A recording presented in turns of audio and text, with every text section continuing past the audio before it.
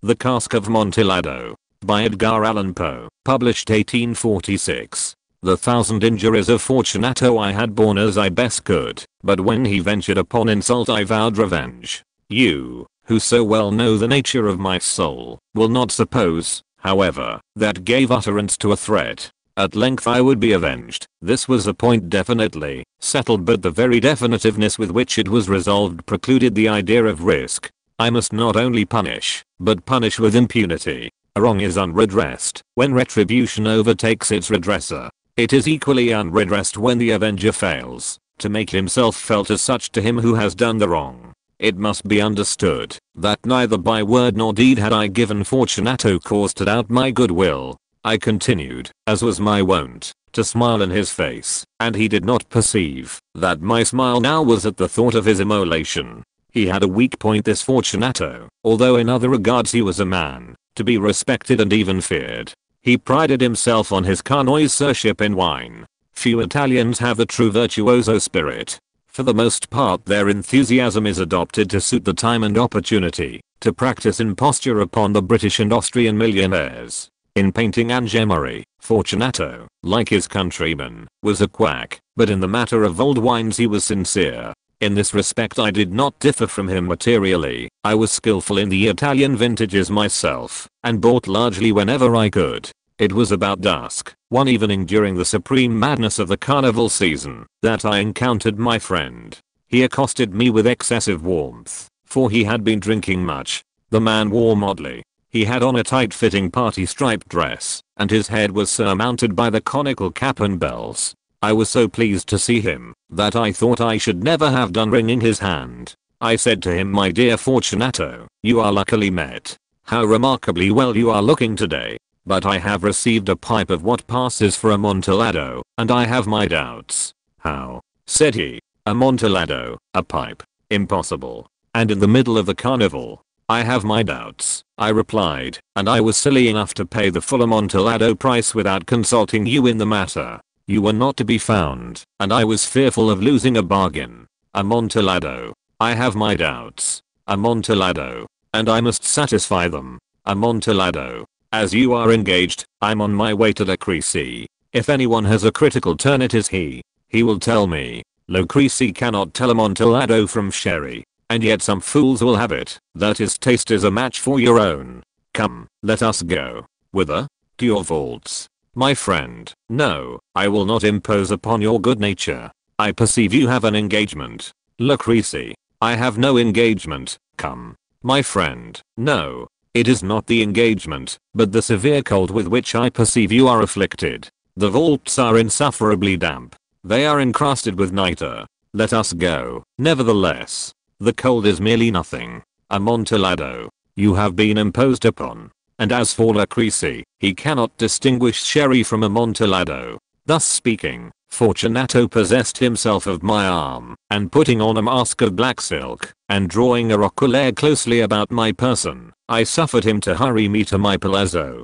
There were no attendants at home. They had absconded to make merry in honor of the time. I had told them that I should not return until the morning, and had given them explicit orders not to stir from the house. These orders were sufficient, I well knew, to ensure their immediate disappearance, one and all. As soon as my back was turned, I took from their sconces 2 flambeaux, and giving one to Fortunato, bowed him through several suites of rooms to the archway that led into the vaults. I passed down a long and winding staircase, requesting him to be cautious as he followed.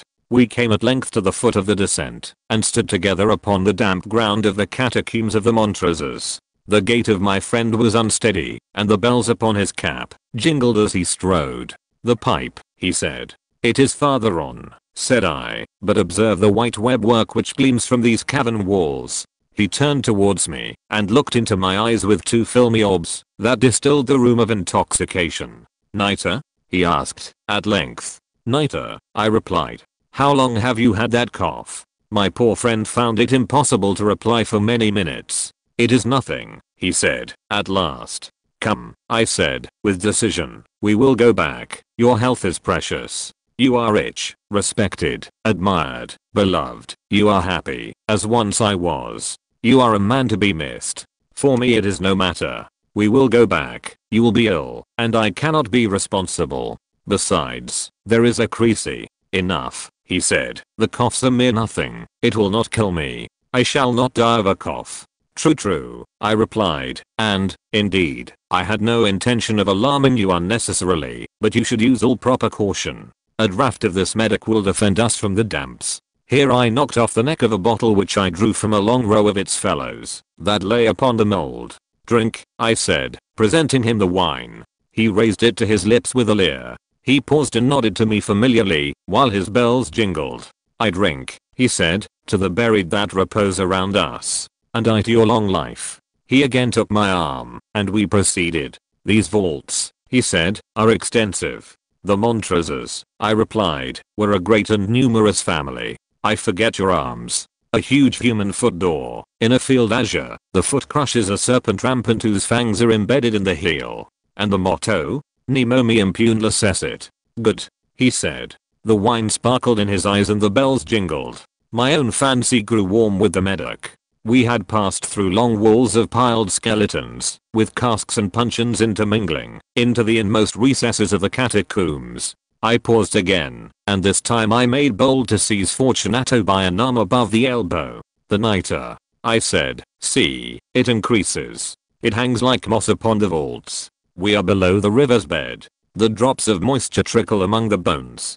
Come, we will go back ere it is too late. Your cough. It is nothing, he said. Let us go on. But first, another draught of the medic.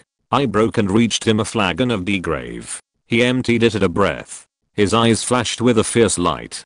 He laughed and threw the bottle upwards with a gesticulation I did not understand. I looked at him in surprise. He repeated the movement, a grotesque one. You do not comprehend, he said. Not I replied. Then you are not of the Brotherhood.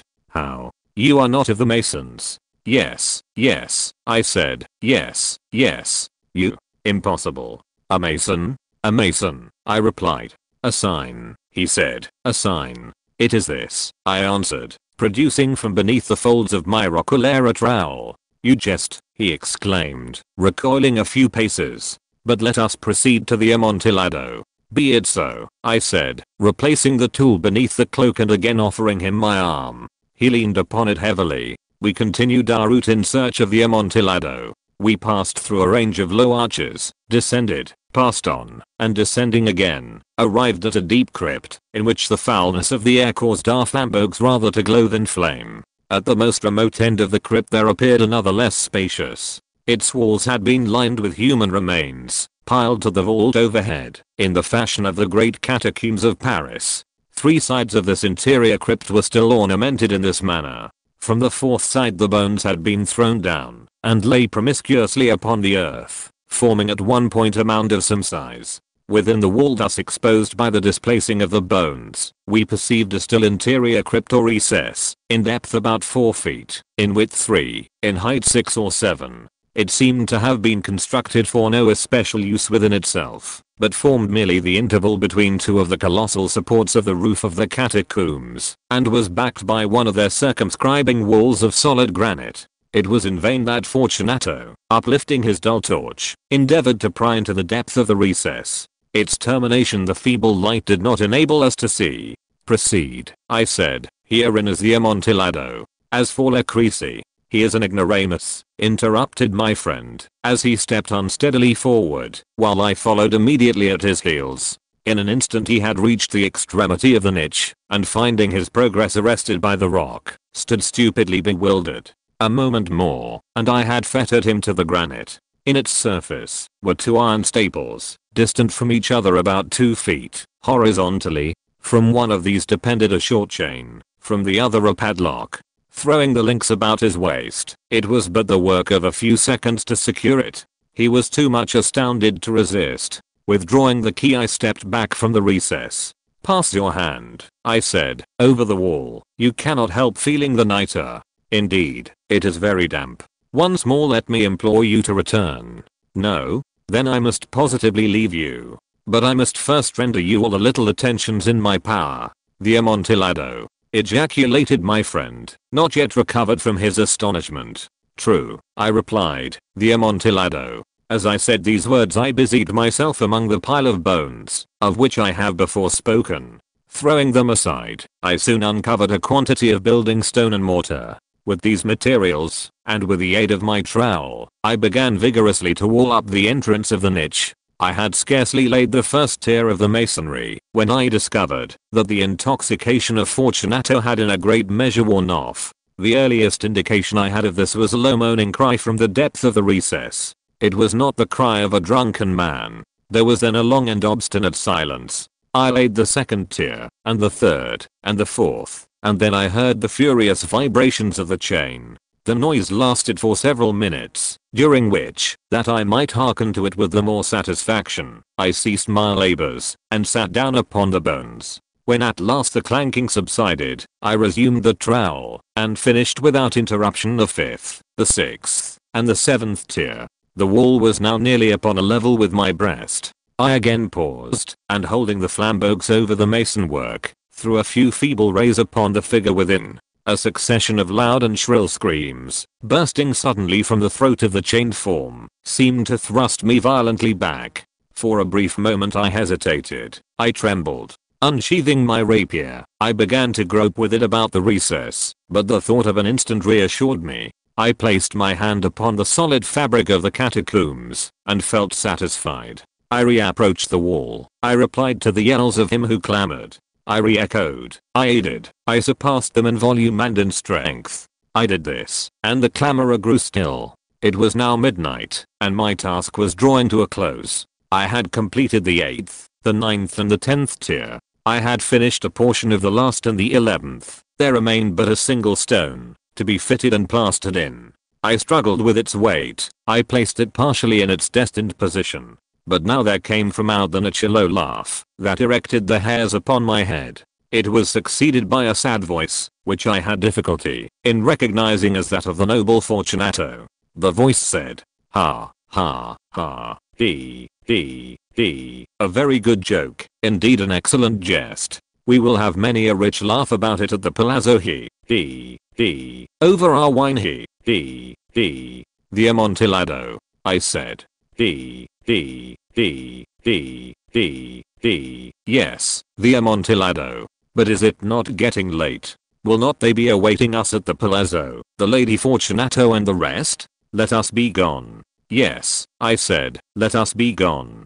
For the love of God, Montrezor. Yes, I said, for the love of God. But to these words I hearkened in vain for a reply. I grew impatient. I called aloud. Fortunato. No answer. I called again. Fortunato. No answer still. I thrust a torch through the remaining aperture and let it fall within. There came forth in return only a jingling of the bells. My heart grew sick. It was the dampness of the catacombs that made it so. I hastened to make an end of my labor. I forced the last stone into its position. I plastered it up. Against the new masonry I re-erected the old rampart of bones. For the half of a century no mortal has disturbed them. In pace requiescat. End of the Cask of Amontillado. By Edgar Allan Poe. Published 1846.